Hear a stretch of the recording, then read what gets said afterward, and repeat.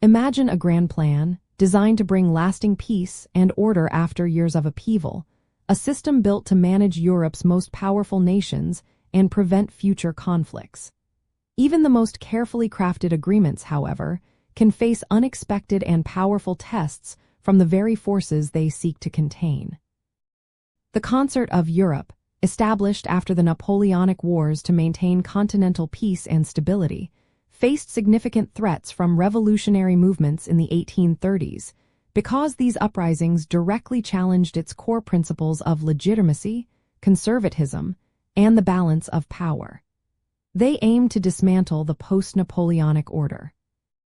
At its heart, the concert operated on the idea of collective security and the restoration of traditional monarchical rule, which they called legitimacy. This meant suppressing any liberal or nationalist movements that sought to change borders or establish constitutional governments. The revolutions of the 1830s, particularly the July Revolution in France and the Belgian Revolution, explicitly demanded national self-determination and greater political freedoms, directly opposing the concert's fundamental goals. These movements were not just local disturbances, but rather ideological tremors shaking the very foundations upon which the concert had been built.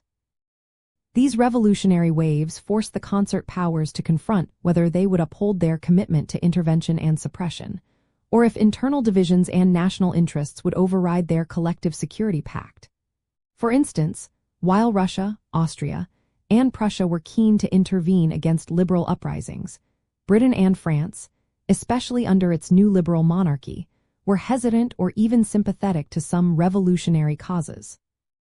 This split meant that the concert's ability to act uniformly was severely tested, leading to a breakdown in coordinated action in several key instances, most notably regarding Belgium's independence. A fascinating aspect to consider is the subtle shift in the concert's approach. While the initial years saw a more robust and unified response to dissent, as exemplified by the Troppau Protocol of 1820, which endorsed intervention to restore order, the 1830s introduced a more pragmatic, almost hesitant phase.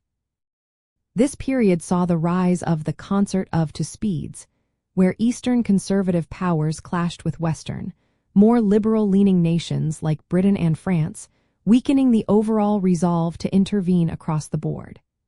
This internal divergence was a direct consequence of the differing ideological characters of the revolutions themselves. Ultimately, the revolutions of the 1830s did not entirely shatter the Concert of Europe, but they profoundly reshaped its dynamics and revealed its inherent vulnerabilities. They exposed a critical fault line between the conservative and liberal impulses within Europe, forcing the great powers to adapt their strategies, and illustrating that the desire for self-determination and political change was a persistent force that could not be easily contained by diplomatic agreement or military threat alone.